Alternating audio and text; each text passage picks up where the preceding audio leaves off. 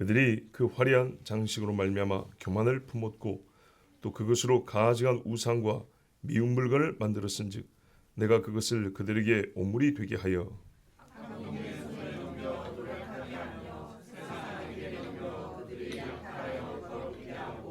내가 또 내 얼굴을 그들에게서 돌이키리니 그들이 내 은밀한 처소를 더럽히고 포악한 자도 거기 들어와서 더럽히리라.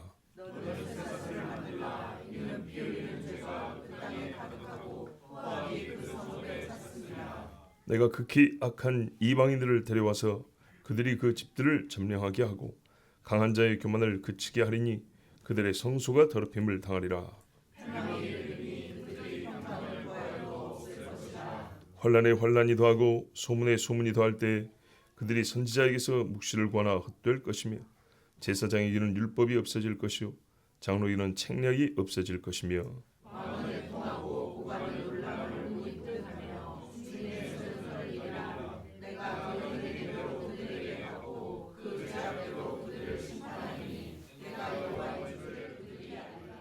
아멘.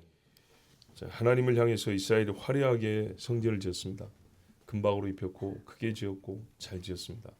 세상에 많은 사람들이 지나가면서 야 화려한 성이라 아름다운 성이라 칭송이 잦아있습니다. 그렇게 멋지게 만들어놨는데 그래서 20절에 뭐라 그럽니까? 화려한 장식으로 말미암아. 이게 너무 잘 지어놔가지고 자랑이 됐습니다. 우리 교회들에서 유행했던 말들 있지 않습니까? 새 지은 교회 가면 그 건물 자랑하느라고 정신이 없죠. 이 공간은 뭐고 여기는 뭐고 여기 만드는데 얼마 들었고 저거는 어디서 가져온 자재를 썼고 이런 이야기들 뭐 엄청나게 들었죠. 자랑입니다. 그리고 그것으로 어떻게 했냐? 위험을 삼았다. 우리 말에는 교만을 품었고 이렇게 돼 있죠. 예, 교만을 품었고 돼 있는데 그것으로 위험, 가장 거룩한 공간 정도 아니고요. 가장 무언가를 높일 수 있는 그런 장소를 삼았다는 겁니다. 그러면 하나님을 높이는 장소로 삼아야겠죠? 당연히 그래야죠. 그러기 위해서 솔로몬이 지은 겁니다. 그런데 시간이 갈수록 어떻게 했냐? 거기서 사람을 높이고 마귀를 높였습니다. 보세요, 여러분. 우리가 점쟁이를 보고 무당을 보니까 귀신은 더럽다고 생각하잖아요. 그렇죠? 근데 사탄이 점집에 있기를 좋아합니까? 성전에 앉아 있기를 좋아합니까? 그렇죠? 최후의 목적지는 성전이죠. 사탄은요 아름다운 거 좋아합니다. 하나님이 그를 아름답게 지었다 그랬습니다. 에스겔 뒤에 보면 나옵니다. 아름답게 지어서 그에게는 영광을 주었습니다. 맛을 보니까 더 큰 걸 바랬어요. 그래서 사탄이 못 들어가니까 저 구석지에 있는 것이고 사람들을 속이려니까 민간에 있는 것이지 그 사람들의 마음을 다 잡은 후에는요 딱 한 자리 정합니다. 그 나라에서 제일 좋다는 자리, 그 나라에서 제일 잘 지은 제단, 그죠? 북경에 가면 엄청나게 큰 천단 제단 같은 게 있습니다. 각 나라마다 국가 제일 잘 지내는 자리들이 있습니다. 거기는요 소위 풍수지리적으로 제일 좋은 명당을 찾습니다. 건물 화려하게 짓습니다. 최고의 악단을 동원합니다. 군인들을 호위하게 합니다. 고관들이 먼저 와서 참배하고 그 다음에 찌끄레기들이 옵니다. 맞죠? 사탄은 말입니다. 더러운 데를 좋아하지 않습니다. 청소해놨더니 와서 보고 와 깨끗한데 이리 와봐 일곱을 더 데리고 왔다 했어요. 사탄은 갈 데가 없으니까 말했어요. 물 없는 곳으로 가다가 이렇게 돼 있어요. 그렇죠? 성경 그대로 보세요. 처음에 쫓겨나니까 갈 데가 없으니까 이리저리 빙글빙글 돈다 그랬어요. 그 다음엔요 때가 되어 가보니 이야 좋은데? 그러고 들어갑니다. 그래서요 사탄이 진짜 높임을 받는 곳, 이런 뭐 이 잔챙이 귀신들 말고 진짜 사탄 숭배지의 중심에 가보세요. 조각이 얼마나 화려한가, 조명이 얼마나 멋진가, 금은보석이 얼마나 잘 박혀 있는가, 그림이나 조각 뭐 이게 부적게 벽에다 새긴 것들, 사람들이 입고 오는 옷들, 얼마나 대단합니까? 무당 옷이 말입니다. 21세기 보니까 무습지 조선시대 무명 300원 입고 살던 시대 무당 옷은요 얼마나 화려한데.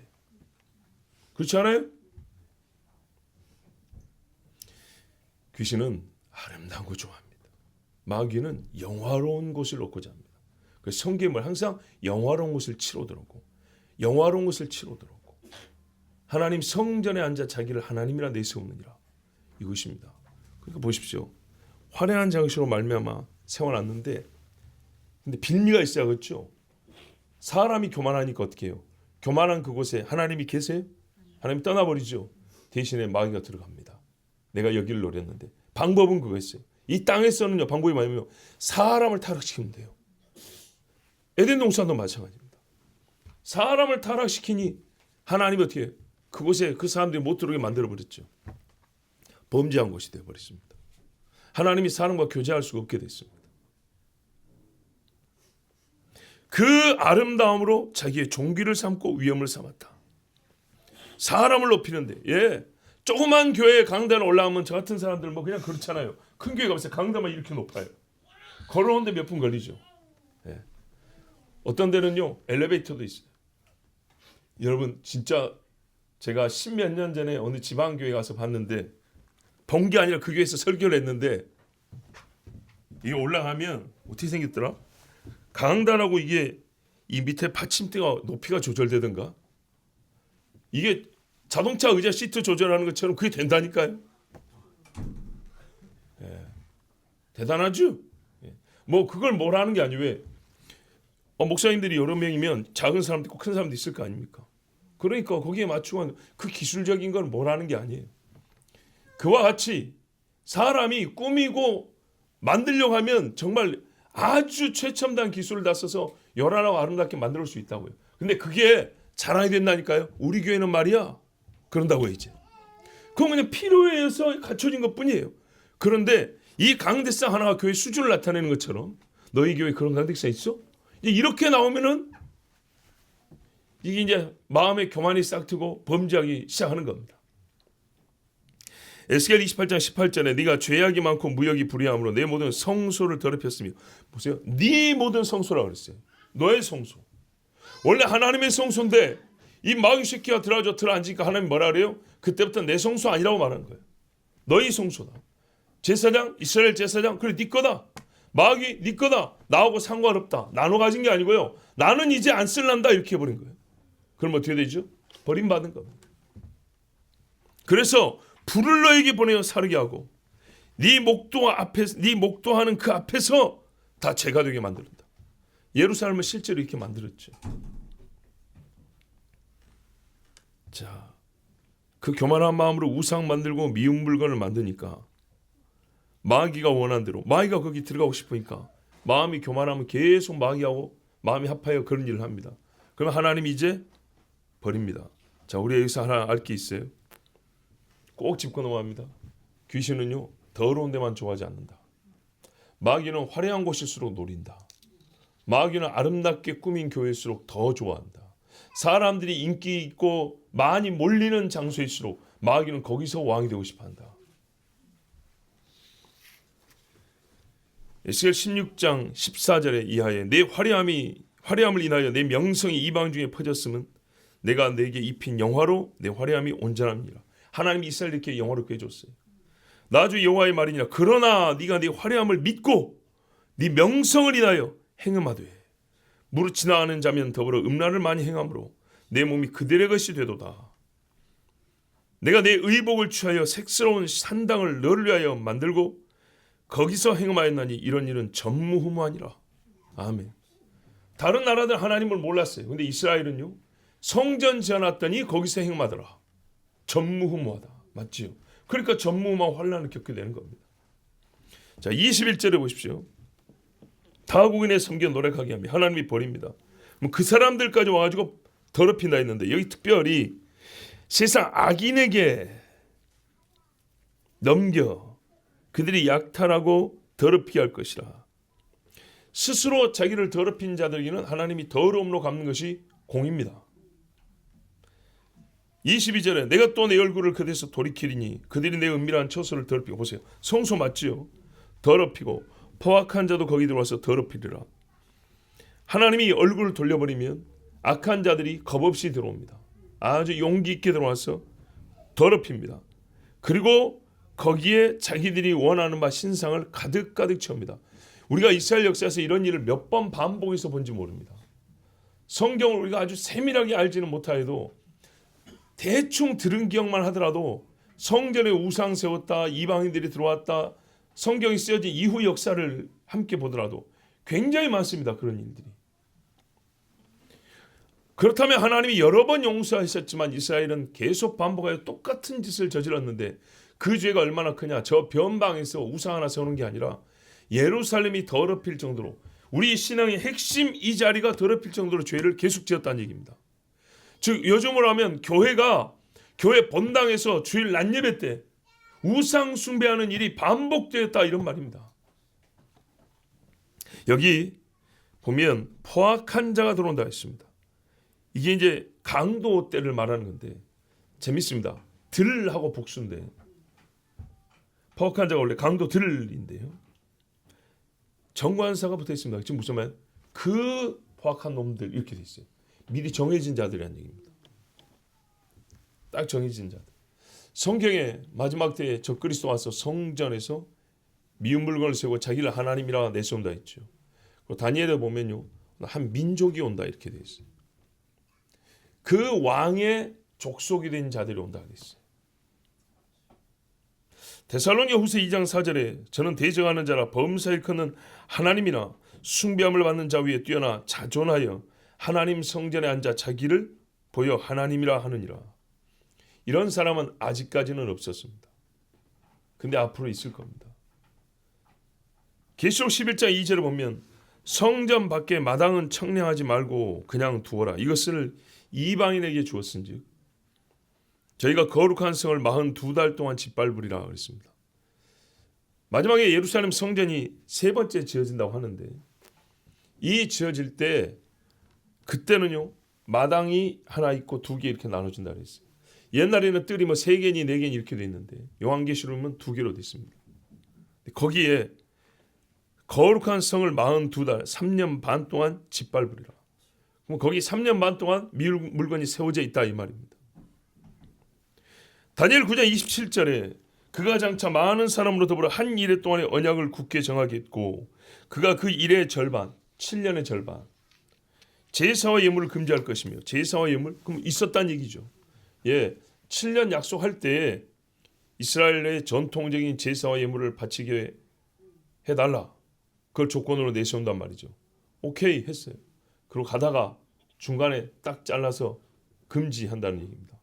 뭐 금지한다고 되냐? 되죠. 그 3년 반 동안에 평화 할 때 군사 치안권을 넘겨줘 버리기 때문입니다.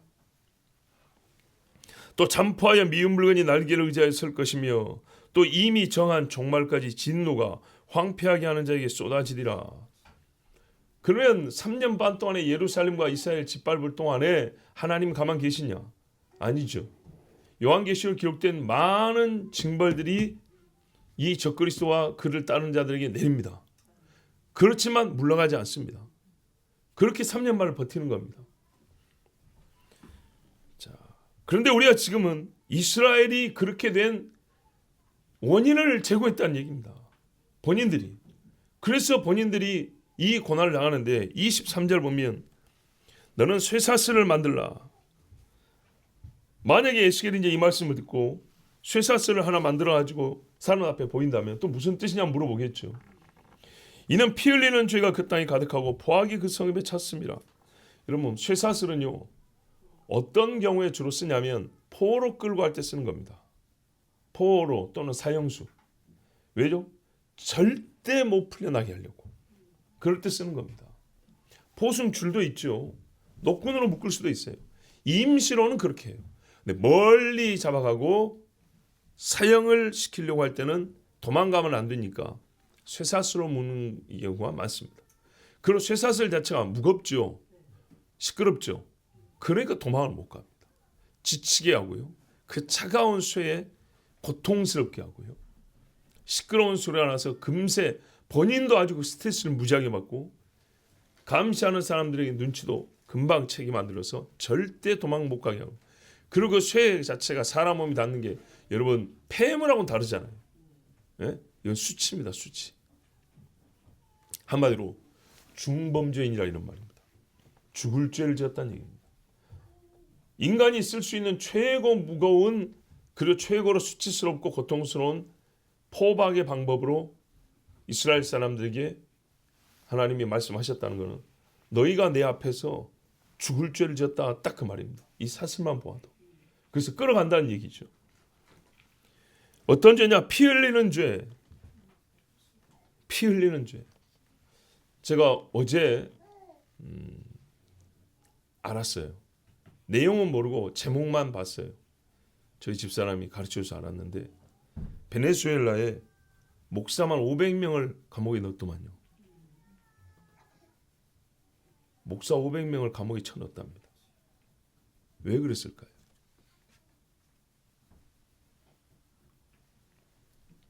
이 말씀과 어제 그 들은 말을 생각하면 너무 잘 매치가 되는 거예요. 쇠사슬에 묶으리라. 여러분, 목사 500명이 그 나라 강도 500명보다 더 나쁜 짓을 했을까요? 아니겠죠. 그 나라 깡패 500명보다 목사 500명이 잘못했을까요? 아니겠죠.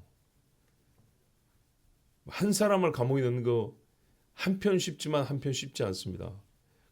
재판받으면 집행유예나 벌금으로 풀려나는 경우가 훨씬 많습니다. 감옥에 직접 갇히는 경우, 그것도 1년 이하는 엄청 많고요. 몇 년씩 가는 중죄인들은 생각보다 많지 않습니다. 그래도 모아보면 엄청나죠. 그만큼 사람이 보기도 세상에 죄인이 많다는 얘기입니다. 아픈 사람 별로 없는 것 같은데도 병원 가면 드글드글하죠. 그렇게 아픈 사람이 많은 것처럼 죄인들이 많은데 감옥에 안 간 죄인들은 그보다 몇 배가 더 많기 때문에 세상에 죄인이 가득합니다. 인간들이 봐도 걸리지 않은 놈들도 수두룩하고 걸렸는데도 풀려난 애들이 많고, 예, 감옥에 가도 며칠 있다 나오거나 몇 달 있다 나온 사람이 대부분이고 몇 년씩 가는 사람은 진짜 중죄인인데 그 중죄인으로 목사 500명이 갇혀 있다는 얘기입니다.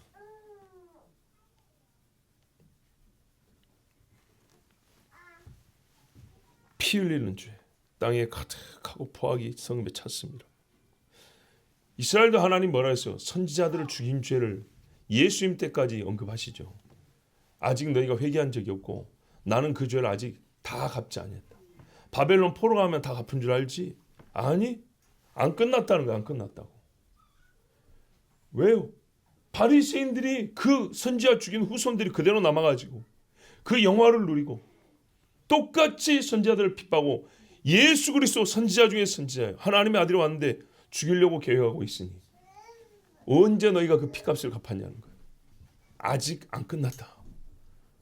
언제 갚냐? 주님 다시 오실 직전까지, 그때까지 가는 겁니다.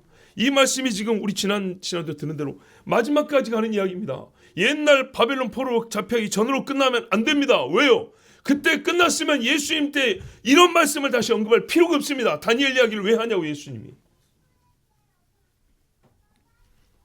내가 극히 약한 이방인들을 데려와서 그들이 그 집들을 점령하게 하고, 예, 강한 자의 교만을 그치게 하리라. 성소가 더럽혀진다. 지금 이스라엘 가면 좋은 집들이 많습니다. 이제 다 가져가 버립니다. 성전의 화려한 행렬은 멈춰집니다. 절기 한번 지키면 옛날에요 대단했습니다. 예. 우리 가끔 박물관 하면은 국가 제일의 그림들 있죠. 예. 옛날 조선시대에 그런 것처럼 이스라엘이 하나님 앞에 제사한다고 했을 때도요 대단했습니다. 다윗이 성전이 아니었죠. 그때는 법궤를 가지고 옮겨올 때도 얼마나 그 행렬이 엄청났습니까? 찬양하는 자들, 지키는 자들. 그런데 정식으로 성전을 세워가지고 할 때는, 솔로몬 때는 어마어마했죠. 그런데 그것이 타락하고 사람을 위하여 하고 마귀를 위한 음악으로 바뀌어버리니까 어떻게 됩니까? 하나님이 그거를 그치게 한다는 게입니다. 교만하였으므로. 나중에는요, 여러분 한번 생각해 보세요. 교회를 없애려고 하는 사람들이, 우리 진짜 양심적으로 생각해 보세요. 내가 한다면 어떻게 하겠냐? 요 조그만 교회 하나 먹겠습니까? 대형 교회를 잡수겠습니까? 그죠? 그 건물이 얼마짜리인데요? 땅이 몇 평인데요? 거기 들어있는 장식물이라든지 시설만 뜯어가도 얼마인데요? 그죠? 그러면 우리가 그런 교회를 지을 필요가 없고 그런 교회 다닐 필요 없다니 지금 말을 그렇게 이상하게 들으면 안 된다고요. 예루살렘 성전 하나님이 그렇게 지으라고 했다고요. 처음에 문제는 바르게 예배를 하라는 얘기입니다. 하나님 앞에 정직하게 예배하라는 겁니다. 불법을 행하지 말고 자려놓으면 자려는 대로 하나님 앞에 엎드리라는 얘기지. 그거 갖고 자랑하지 말라는 얘기요. 이 얼마짜리니 몇 천만 원짜리 그딴 소리 하지 말라는 얘기입니다.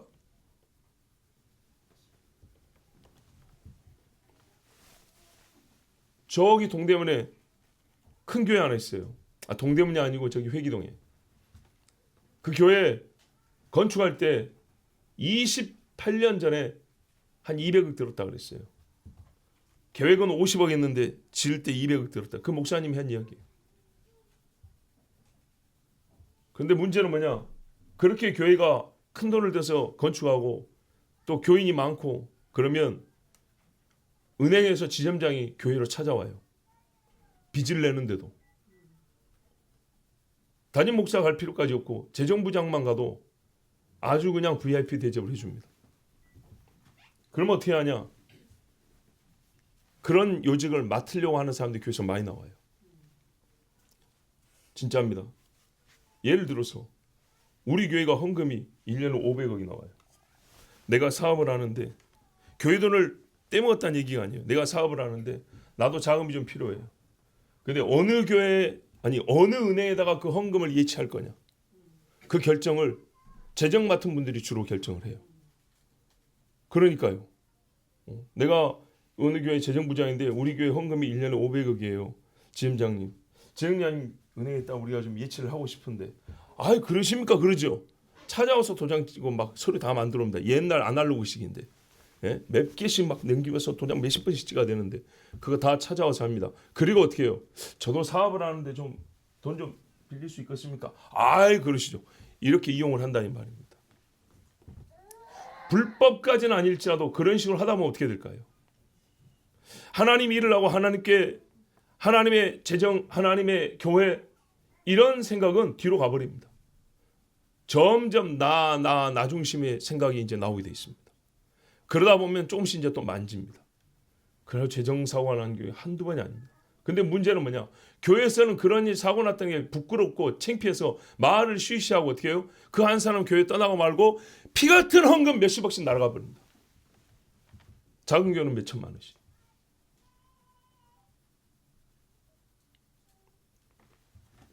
그런데 하나님이 잘했다고 그러놓고 덥고 무마하고 아무 일 없으면 쉬쉬하고 유명한 강사 불렀고 새해 신년 집회하고 복 받을지어다 하면 전부 다 아멘 했어요. 그러면 막 복이 굴러올 것 같죠. 느낌은 그렇다니까요.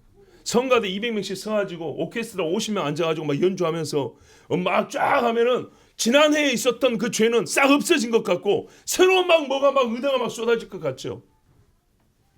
그날뿐이에요. 그 다음부터 저기저기서 음행의 소리가 나고요.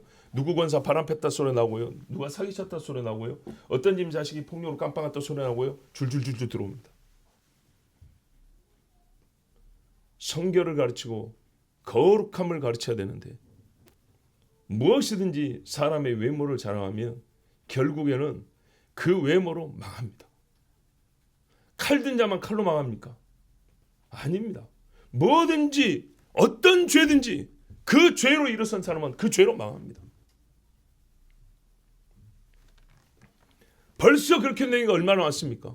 이게 이 나라만의 문제냐? 이 나라는 아직도 모양은 유지하고 있으니까 별 문제 없는 것 같죠.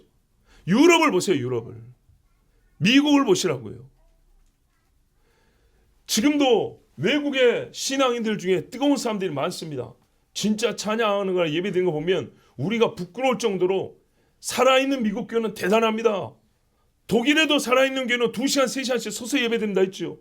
자, 신학교 할 때 교수님이 독일에서 공부하고 왔는데 독일 교회 다 무너졌는데 나중에 가보니까 이제 본인이 학위 받고 와가지고 한 번씩 독일 갈 거 아닙니까? 주일날 어디 예배드릴 거 갔더니 2시간인가 3시간 서서 예배드리고 왔다는 거예요. 서서 시작부터 끝까지 독일에서요. 다 무너져도 살아있는 교회는 그러더라는 거예요. 그렇지 않은 데는요. 전통만 잘하고 막 관광객들은 많이 오는데요. 남는 게 없어요. 옛날 신앙인들의 흔적이 남아있지 현재 신앙인의 현재형의 기도 문구 하나 없어요.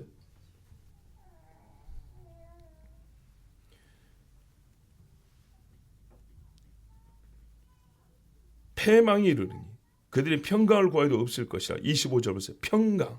우리가 다 원하는 게 평강이에요. 이스라엘도 늘 구해왔던 거예요. 예루살렘 샬롬 샬롬 평강 평강. 평강을 엄청나게 구했어요. 근데 봐보세요. 솔로몬이 평강을 구한다고 이집트하고 조약을 맺었어요. 그죠? 잘해보자고. 그 다음에 누굽니까? 솔로몬 밑에 아사왕이라고 있어요. 아사왕도요. 하나님이여 강한 자와 약한 자 사이에는 하나님밖에 없사오니 이 왕이 아사왕이에요. 여호사밧 아버지. 근데 이 사람이 어떻게 합니까? 아람 베나다고 평화조약을 맺었어요. 근데 아합은 또 이 베나닷을 죽인다고 하나님이 잡게 해줬는데 평화하면서 놔줘버렸어요. 남유다의 아하스 왕이 있어요. 아수르하고 동맹을 맺었어요. 북이스라엘의 호세아도 이집트하고 손을 내밀었어요. 남유다의 히스기야도 이집트하고 같이 맺고 요시아도 안타깝게 아시리아하고 여호야김도 이집트하고 이렇게 손을 내밀었어요. 하지 마라 하는데 이렇게 했어요. 왜 다요? 평화 때문이었어요. 평화. 여호사밧 왕도 평화롭게 지나다가 북쪽에 아합하고 사도를 맺었어요. 평강을 외칠 사람하고 외쳐야지. 힘 좀 있고 돈 좀 있으니까 우리 평화롭게 지내봅시다. 아니란 말입니다. 과연 지금 언급한 이런 일로 이스라엘의 평화를 얻었냐? 얻었습니까? 얻지 못했죠. 정말 얻지 못했습니다. 한 번이라도 진짜 평화를 얻은 적이 있냐? 없습니다. 평강의 왕이요 자비의 하나님. 하나님 앞에 무릎 꿇을 때 평화가 있었습니다. 근데 이 나라 저 나라 손 내밀고 평화가 없습니다. 마지막 때에도 하지 말아야 평화조약을 맺는다 그럽니다. 이게 중요합니다. 보세요. 그들이 한 일에 평화의 조약을 맺는다 이렇게 돼 있어요. 한 일에 언약을 세운다고. 이스라엘이 옛날부터 해오던 걸 하는 거예요. 근데 누구와 맺냐 하는 게 중요한 거죠. 누구와. 맺지 말아야 될 사람하고 맺는다는 겁니다. 적 그리스도인데 그를 알지 못하고 왜? 영적인 눈이 어두우니까요. 이스라엘이 힘이 있고 이스라엘이 왕수하니까 사람들 와서 굽신거린다 뭐예요. 이스라엘 형님 평화조약 좀 맺어주십시오. 이렇게 좀 옵션 딱 어떻게 해요? 1번 2번 3번 1번 좋으세요. 그렇게 우리도 조금 뭐 좀 조건이 있는데 그거 좀 들어주실랍니까? 오케이 좋습니다. 그러면 평화조약 합시다. 여러분 이스라엘을 찍어 누르면서 평화조약 하다는 얘기가 아니에요. 이스라엘 비위 긁어주면서 이스라엘이 손해 안 되게 이스라엘이 유리한 쪽으로 그런 식으로 됩니다. 그러니까 하는 거예요. 여러분 이스라엘 보세요. 지금 자존심이 어떤 나라인가. 예? 1948년에 나라 세운 이후부터 지금까지 80년 동안 어떻게 살아온 나라가 봐보세요. 걔들 자존심을 긁어요? 진짜 죽더라도 싸운 게 이스라엘이에요.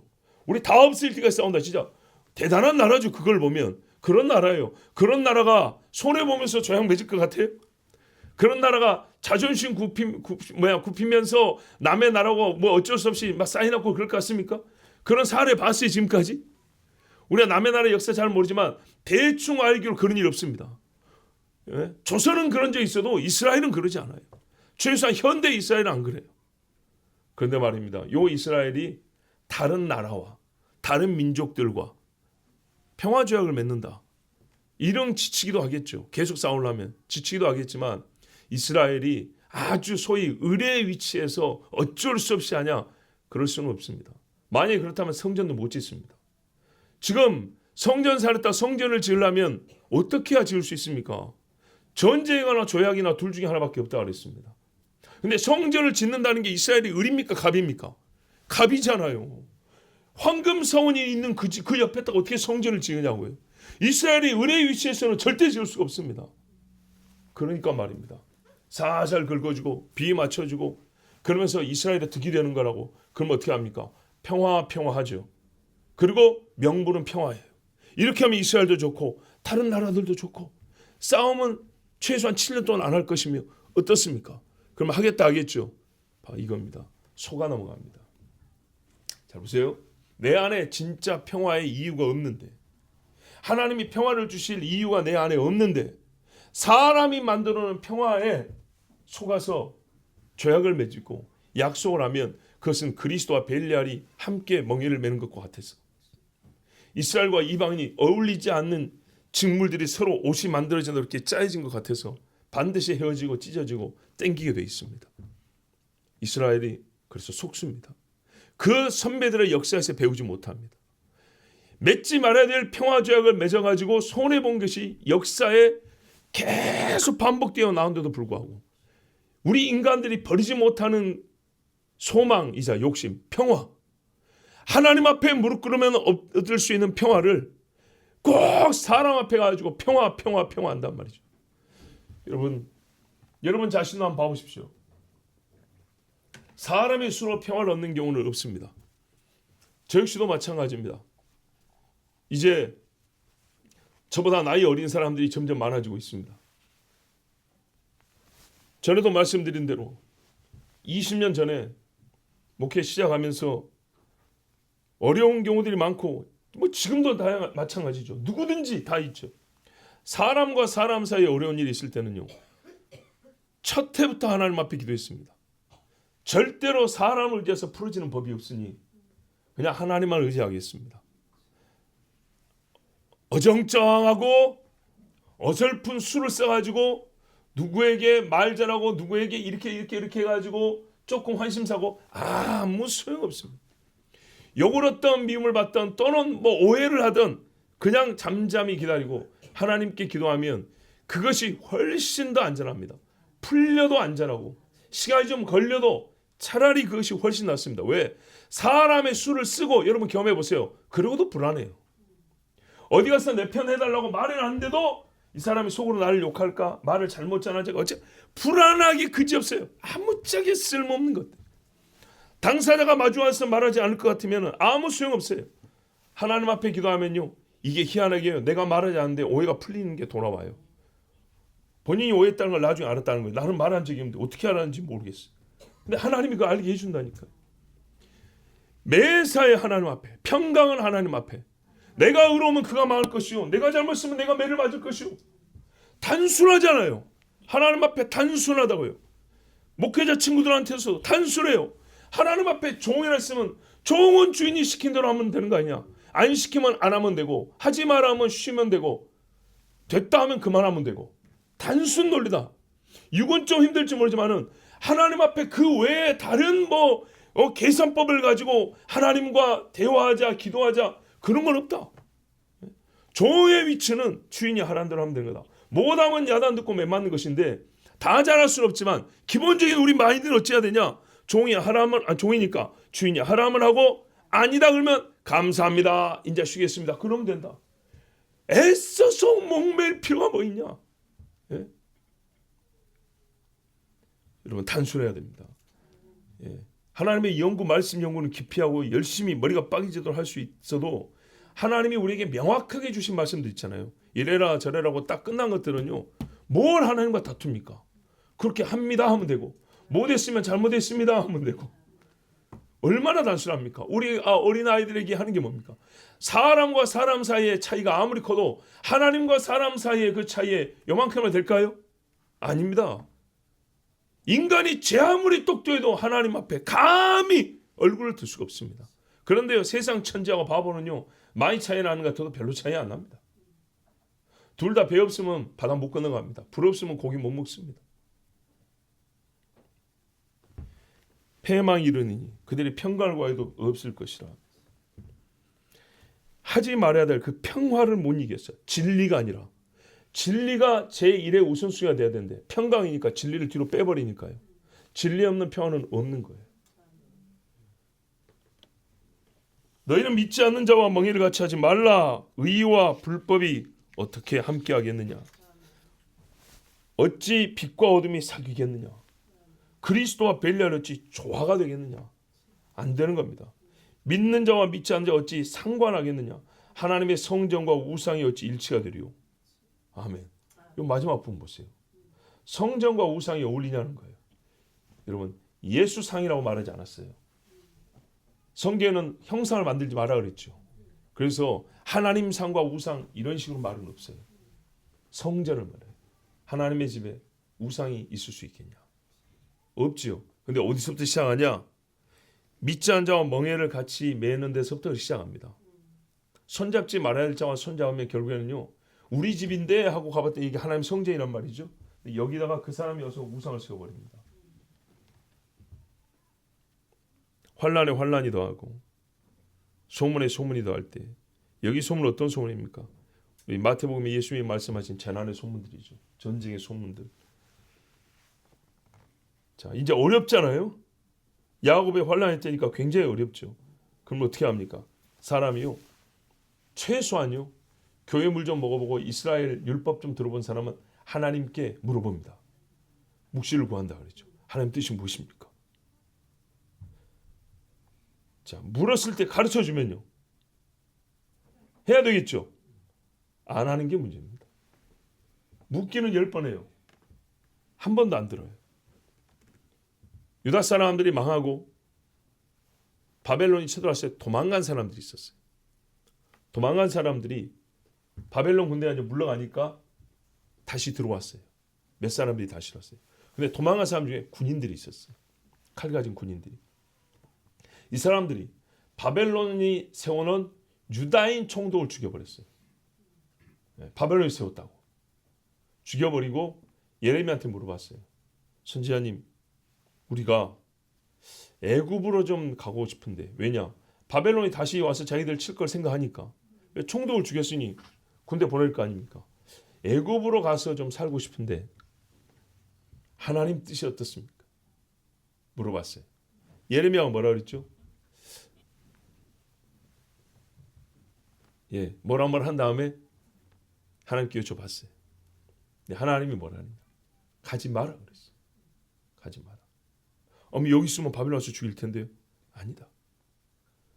걱정하지 말고, 가지 말고 여기 있으라 그랬어요. 이게 예레미야가 하나님께 받은 답입니다. 묵시를 구하나. 어려울 때니까요. 이해해요. 그런데 어떻게 했냐? 그냥 간 게 아니고 예레미야한테 하는 말이, 하나님이 당신한테 그런 말 한 적 없어 그랬어요. 왜 물어봤을까요? 가라 하는 소리를 듣고 싶었던 거죠. 가지 마라 그러니까 뭐라 그래요? 듣지 않겠다는 게 아니고 근원을 없애버린 거예요. 왜? 하나님이 그런 말 한 적 없으면 안 들어도 되잖아요. 그런 식으로 가는 겁니다. 하나님이 예레미야 당신에게 그런 말씀 한 적 없어. 지금까지 하나님이 예레미야 하신 말씀 다 했는데, 다 이뤘는데, 자기들이 싫은 건 이 99%를 보고 마지막 1% 남은 거를 거부하는 거예요. 듣고만 끝난 게 아니라 봤잖아요. 유다가 망한 걸 다 봤잖아요. 검증이 끝난 거예요. 그런데도 불구하고 나의 케이스에서는 지금 이번에는 하나님이 당신에게 그런 말씀 한 적 없다고. 그러면 무슨 말이죠? 예레미야 너 거짓 선지자 말이 되는 거죠. 자기가 원하는 거 얻기 위해서 예레미야는 거짓 선지자 만들고, 하나님 앞에 여쭤보고 대답해 주는 하나님은 신이 아닌 한낱 무슨 바람으로 만들어 버리고, 그리고 어떻게 했냐? 예레미야를 잡아서 애굽으로 갔어요. 바벨론 군대도요, 바벨론으로 데려가다가 예레미야인 줄 알고 어찌하겠소 했더니 나는 유다 땅으로 돌아가겠습니다 하니까 보내줬잖아요. 근데 유다 사람이 예루살렘 예레미야를 끌고 애굽으로 갔어요. 그래서 예레미야 거기서 숨겨 있습니다. 이 죄가 작습니까? 큽니까? 크죠. 그래서 하나님이 뭐라 했냐? 애굽으로 갔어. 살 줄 알지. 내가 칼을 뒤따라 보내리라.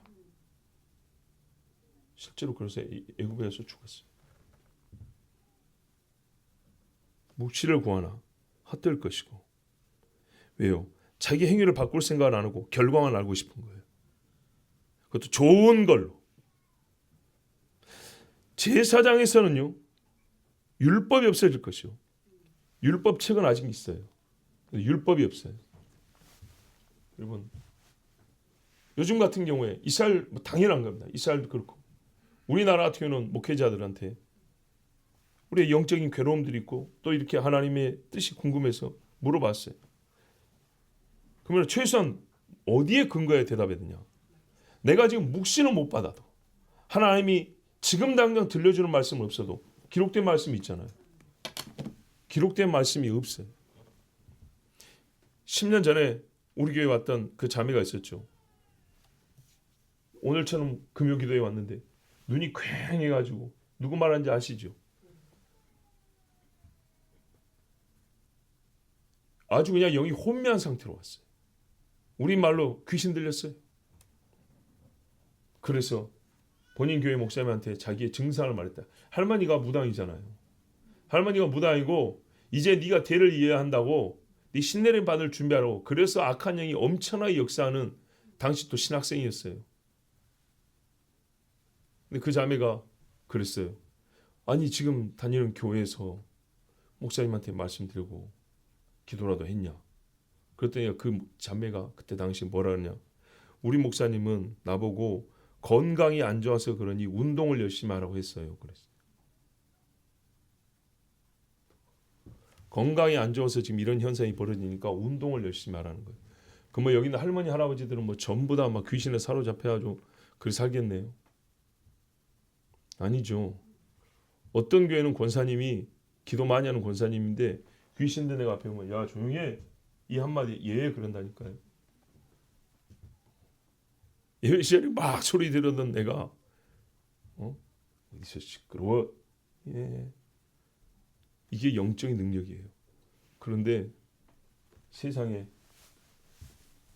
정말 본인은 너무너무 고통스러워서 한마디 했더니 아니 믿음이 약해서 못 쫓을 수도 있어요. 그걸 너무 그렇게 흉볼 건 아닌데 하면 좋은 것이고 해야 되지만서도 우리가 약하니까 그럴 수는 있어요. 그런데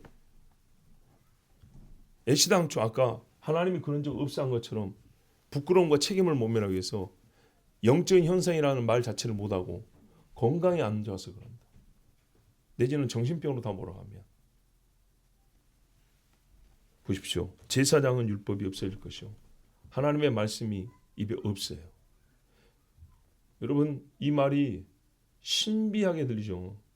또 그런 분들이 있을지 몰라요. 한번 당해보세요. 집안에 눈 돌아가는 사람 봐보세요. 이게 정신병으로 해결될 문제인가. 저는 시골에서 많이 봤어요. 성경대로 쓰기와 읽어봐들이 옷이 찢어지고 장정이 귀신들에서 뺨을 맞고 나는 보고 컸어요. 진짜로. 거짓말이 아닙니다. 영적인 일은 거짓말이 아닙니다. 여러분 밤에 자면서 가위 눌리고 그런 적이 있으시죠? 우습죠. 막 의사 한 명 있으면 그런 일 없을 것 같죠? 영양제 맞으면 좋아질 것 같죠? 아니요. 예수 이름 아니면 절대 안 됩니다.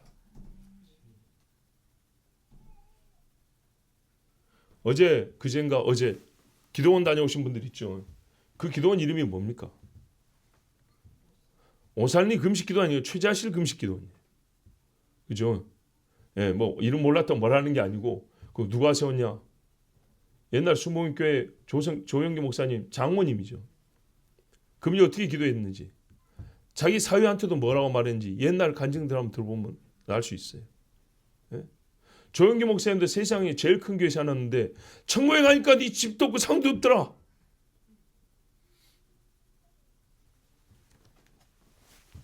그 양반이 그런 많은 사람이 미친 사람이죠.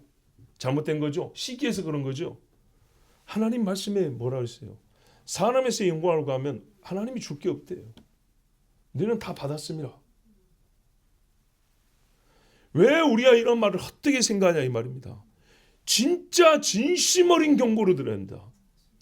정말로 하나님 나라 쓸 때 아무것도 없을 수가 있습니다. 아무것도. 근데 평범한 사람인데도요. 정말 유명하지도 않고 매우 평범하고 알림도 없는 사람인데 어떤 분들은 말하면 참 하나님 앞에 상을 많이 쌓습니다. 이런 사람들도 있어요.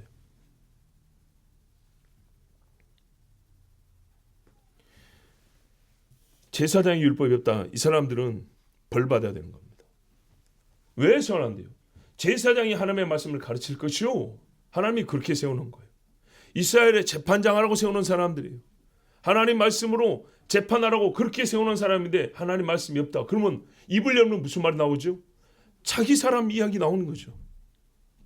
장로에게는 책략이 없어질 것이니 원로라고 번역도 합니다.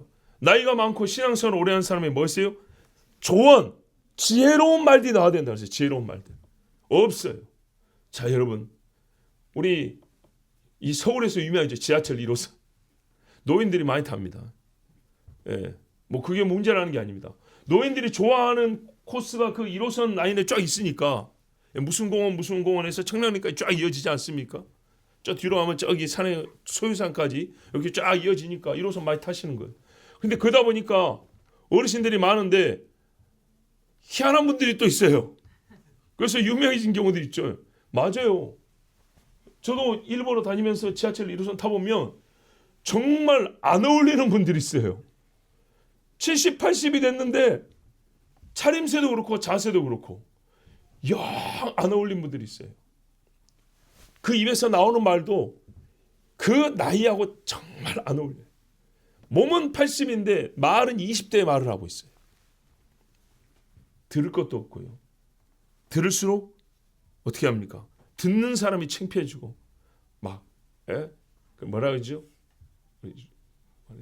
뭐라 그러지 그거를?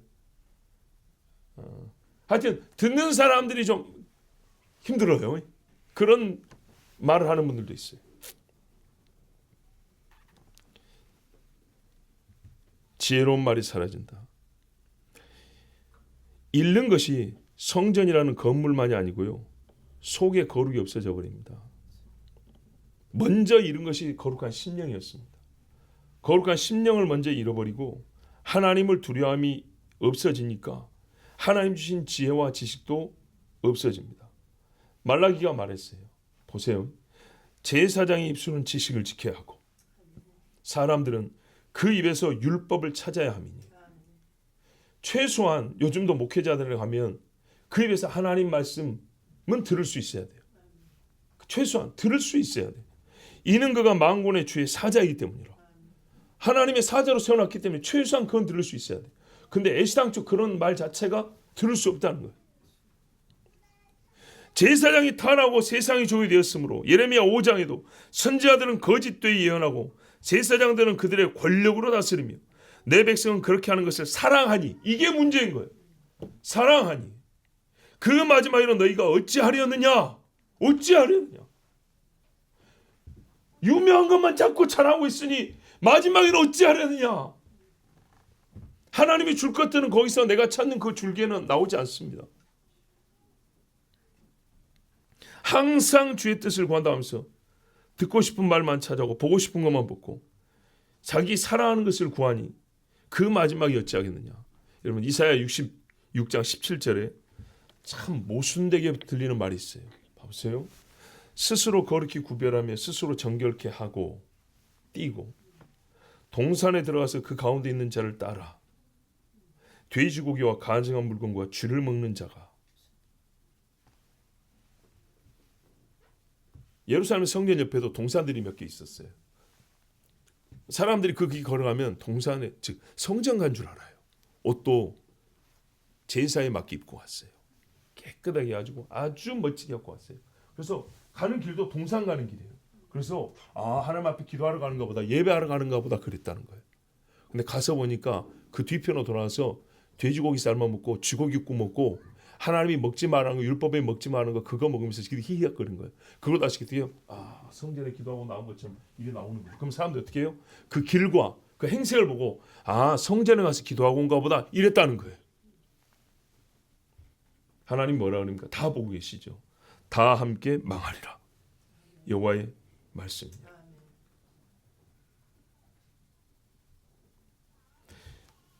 왕은 애통하고 27절입니다. 고관은 놀람을 옷 입듯 하며 주민의 손은 떨리리라.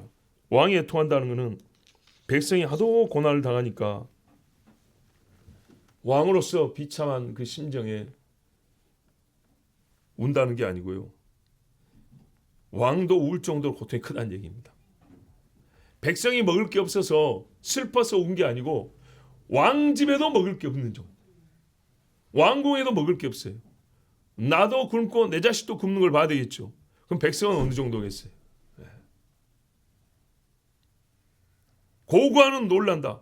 세상이 흔들려도요. 고관 대작들은요. 준비해놓은 재물들이 있고 자기들 재산이 있어가지고 우리는 상관없어 환율 올라가든지 말든지 뭐 거지가 몇 명이든지 어쩐지 우리는 그런 별로 신경 쓰고 애들이 그거 모르고 커요. 그 집 애들은 그런 애들이 많아요. 그런데 고관이 놀란다. 왜? 고통이 그 집에도 이르른다는 그 집에도. 주민의 손은 떨린다. 손이 떨린다는 게 뭡니까? 절망과 공포죠. 아무것도 못하고 떨고만 있는 겁니다. 여러분 이게 결론입니다. 내가 그 행위대로 그들에게 갚고 그 죄악대로 그들을 심판하리니 내가 여호와인 줄을 그들이 알리라. 아멘. 하나님 모든 말씀에 이 무서운 경고 심판 후에 항상 하나님 하신 말씀이 그들이 내가 여호와인 줄 알리라. 내가 여호와인 줄 알리라. 이 말씀을 반복합니다. 제가 진짜 여러분 예수 믿은 지 나도 오래됐습니다. 보면서 신앙생활 해오면서 진짜 속이 터지게 안타깝고 답답해 죽을 일이 뭐냐면 도대체가 왜 그렇게 하나님을 모르냐는 거예요. 어쩌면 이렇게 하나님을 알지 못할까? 하나님이 누군지를 왜 이렇게 모를까? 하나님 앞에 자기 자신을 닦으면서 주님 이게 냅니다. 나를 봐줘. 왜 이 한마디를 못할까? 도대체 나란 인간이 뭐가 그리 대단하고 뭐라고 도대체 이 인간이 뭐라고 하나님 앞에 한 번 엎드리지를 못할까? 하나님 맞습니다. 주의 말씀을 있으면 한번 내가 눈 딱 감고 해보겠습니다. 왜 그러지를 못할까? 베드로가 주의 말씀이니 선생님이 말씀하시니까 내가 한번 해보겠습니다. 예수님 처음 만날 때인 처음 만날 때 왜 그거를 못할까? 정말 하나님을 몰라요. 여러분 교회를 알죠. 누구누구 집사의 마음은 좀 알 것 같아. 요 정도 아는 거죠. 하나님을 몰라요. 하나님을. 성경 구절 얘기하는 게 많이 안다는 얘기예요. 109절 1009절이야. 한 절을 딱 들었으면 오늘 대대절 읽었지 않습니까? 한 7절 읽었죠. 요 딱 읽었으면 오늘 이 말씀이 정확한 거예요. 죽을 때까지 변하지 않는 거예요. 내일 가가지고 아니 설교는 그랬는데 하나님이 또 그런 분이 아니 이런 소리 하지 말고 1년 지나고 나니까 아이 뭐 설교 듣고 하나님 말씀 그런데 아니든 같은데 또 세상은 좀 달라. 제발 이런 소리 좀 하지 말고 들었으면 읽었으면 아멘하고 그대로 가는 거예요. 내 죽을 때까지 하나님이 봐줄 수 있어요. 내 죽을 때까지 봐주면 감사한 거지 하나님이 거짓말한 거 아니에요.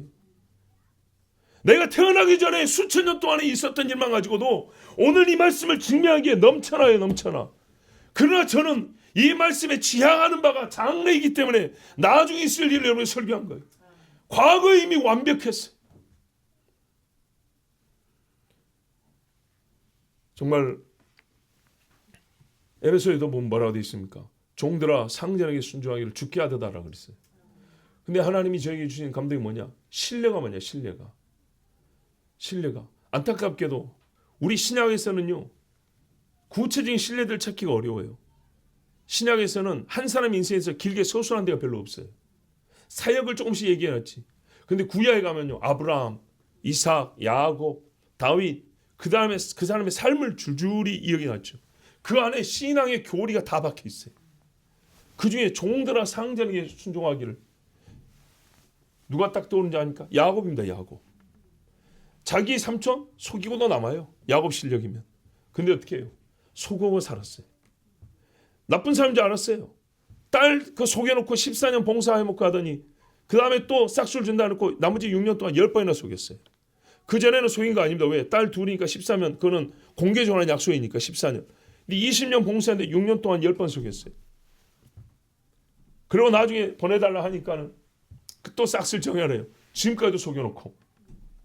그래서 야곱이 하는 말이에요. 뼈가 있는 말이에요. 제가 삼촌한테 뭘 구할 것은 없고요. 그러면서 한 가지 한 거예요. 삼촌이 빼도 박도 못할 거. 양 중에 검은 양이 어디 있어요? 노란 게 있지. 염소 키워봐도 백에 하나 천에 하나 알록달록한 거 나오고 전박이 나오고 그러죠. 그런 거 나오면 제 겁니다. 이렇게 한 거예요. 장사가 되는 거죠. 라반 입장에서. 자 여러분 봐보세요. 그런데 그 전에 벌써 내가 낮이면 밤이며 떼아빛에 밤에 추위에도 짐승에도 이게 어떻게든지 안에 죽으면 내가 다 물어냈고 야곱이 그랬어요. 그러면서 우리가 신약의 교훈의 신뢰를 구약에서 찾는다고요. 로마서의 믿음의 신뢰를 아브라함과 다윗에서 찾는다고요. 그래서 우리가 신약에 있는 말씀 또 하나님 말씀 모든 말씀 보면 구약 안에 사실 그 모형과 예표로 그들은 실제였고 실제가 다 있어요. 근데 우리가 예수 그리스도를 알고 구약을 읽었기 때문에 이제는 어떻게 해요? 한 줄로 말씀해도 알 수가 있어요. 한 줄로 말해도 아멘 나와야 되는 거예요. 그런데요. 이 마귀가 얼마나 간교한지 구약을 우습게 만들어버렸어요. 신약만. 아무것도 모르면서 요한복음부터. 아무것도 모르면서 로마서부터. 그래가지고 머리가 사실 요만해요. 머리만 큰 게 아니고요. 머리가 요만해요. 근데 큰 것처럼 착각하게 만들어놨어요. 굉장히 머리 큰 것처럼 착하게 만들었는데 든 것은 아무것도 없고 하나님 아는 지식이 없어서 그 말씀의 신뢰를 구약에서 능히 찾을 수 있는데도 예수님도 다 구약 이야기했어요. 그런데도 구약이 없다는 말은 뭐냐? 실제 생활이 없다는 거예요. 실제 생활에서 우리의 죄가 없다는 게 아니라 그 진실한 마음 말입니다. 단순합니다. 하라, 예. 하지 마라, 예. 하라 했는데 안 했어요? 잘못했습니다. 하지 말았는데 했어요? 하나님 용서해 주십시오. 얼마나 단순합니까? 그리고 하나님 어떻게 해요? 지키면 복을 준다 했다. 거역하면 벌을 내린다 했다. 근데 항상 그러진 않더라. 맞다. 하나님이 인자와 자비가 많으셔서 참고 기다려주신다. 지금은 하나님이 기다려주시는 때이다. 아, 그렇구나. 내가 하나님을 무시할 게 아니고 하나님의 은혜를 입고 있는 중이구나. 그러면 내 때가 다하기 전에, 하나님의 때는 다하지 않기 때문에 내 때가 다하기 전에 내가 하나님 앞에 돌아가야겠구나. 성경의 상상을, 그러니까 돌아오라 그러지 않습니다. 얼마나 단순하고 쉽습니까? 하나님을 알라. 예? 하나님 속에 들어가가지고 삼일체가 뭔지를 둘러보고 그렇게 알 필요는 없어요. 우리에게 그렇게 요구하지 않아요. 보여주신 대로 들려주신 대로 아멘 하면 충분합니다. 하나님이 얼마나 인생에게 해주신 일이 많고 또 한편 답답한지 늘 뒤에 하는 말인지 심판하리니 행위대로 갚고 가르쳐줄 때 아는 건 원래 가르쳐줄 때 아는 거거든요. 좋게 가르쳐줄 때 알아야 될 거를 안 듣는 정도 아니라 거역을 하니까 벌을 받고 심판을 받고 나서야 내가 여호와인 줄을 그들이 알리라 이랬어요. 여러분 우리가 진짜 이 말씀을 몇 번을 읽습니까 도대체? 그죠? 정말 저를 욕하지 마십시오. 하나님의 심정을 한번 생각해 보세요. 이거를 도대체 몇 번을 얘기하고 하나님의 백성 이스라엘에게 수없이 반복합니다. 그러고도 예수님 당시에 왔을 때 아무도 알지 못하고 사람들이 여전히 자기의 영광을 구하니 너희가 성경에서 어떻게 영생을 얻겠느냐 예수님이 책망을 했어요. 하나님도 모르고 성경도 모른도다. 실컷 읽었는데 부활에 대한 이 정도 질문을 하다니 너희가 하나님도 모르고 하나님의 능력도 모른도다. 보세요. 정말 거짓말인가? 알지 못하고 죽였으니 스데반 이야기, 바울 이야기, 베드로가 뭐라 그랬어요? 다윗이 말한 바 그리스도를 주셨으나 너희가 알지 못하고 법 없는 자들의 손에 넘겨 주겠다 이렇게 했잖아요. 그러니 제발 하나님을 알라. 하나님을 알라. 때가 가까움으로 세상에서는 하나님 아는 지식을 자꾸 깎고 왜곡시킵니다. 정말 하나님 말씀 여러분 읽으면 들으면 그때마다 아멘 하시고 그 말씀을 마음에 다 새겨서 행해 보십시오. 우리가 부족할지언정 부정해서는 안 됩니다. 미숙할지언정 불신은 안 됩니다. 하나님을 알고 이 마지막 때도 소망 있는 우리 모두가 되길 바랍니다. 우리 함께 기도합니다. 하나님께서 교회의 성결을 원하십니다. 저 이스라엘의 성전의 성결을 원하신 것처럼 교회의 성결을 원합니다. 감사하게도 우리 중에 불의한 불법과 음란의 죄가 드러난 것이 없습니다.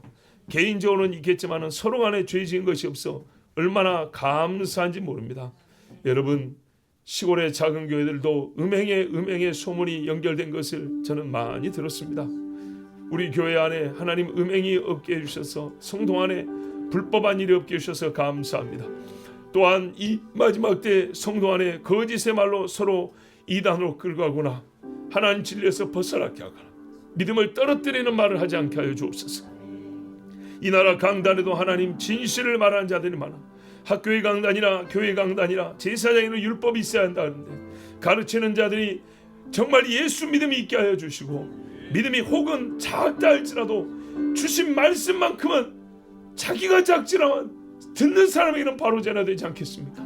하나님의 말씀을 온전히 말하는 강단들이 되게 하여 주시고 성도에게는 우리가 이 모양 이 꼴이 아니라 하나님 나라에 들어간다는 소망이 넘치게 하여 주시옵소서. 온 교회들마다 하나님을 사랑함과 두려움이 충만해 되어 있습니다. 성령 충만은 하나님을 두려워합니다. 성령 충만은 말씀에 충만합니다. 성령 충만은 하나님을 사랑하는 마음이 가득하여 넘치는 것입니다. 하나님 우리에게 저 큰 파도처럼 성령의 충만함을 허락하여 주시옵소서. 주여 한 몸을 기도합니다. 주여 살아 역사하시는 아버지 하나님 감사합니다. 오늘도 우리로 하여금 여호와 하나님을 찾게 하여 주시며 하나님 앞에 나와 기도하는 교회가 되게 주셔서 감사합니다. 나는 감사하는 것이 우리 중에 음란의 소문이 없고 우리 중에 약한 그 약한 소문이 없어서 감사합니다. 주여 젊은이가 없는 교회도 아니었고 아버지 나이 든다고 음행이 없어지는 것도 아닌데 하나님 우리에게 두려운 마음을 주시고 하나님의 성결행을 부어주사 우리의 삶에서 음행이 점점 그치게 하여 주시고 점점 사라지게 해주셔서 감사합니다. 하나님 앞에 소그러지는 죄도 두려워하는 마음을 갖게 해주셔서 감사합니다. 맞습니다. 옛죄는 편하게 생각했습니다. 옛죄는 부담 없이 말하였습니다. 그러나 이제는 눈치를 보며 말하게 되었습니다. 이제는 심히 거리끼는 마음으로 생각하게 되었습니다. 왜 하나님의 말씀을 듣고 보니 여호와께 우리가 심판을 받을까 두렵다. 하나님 우리를 보고 계심으로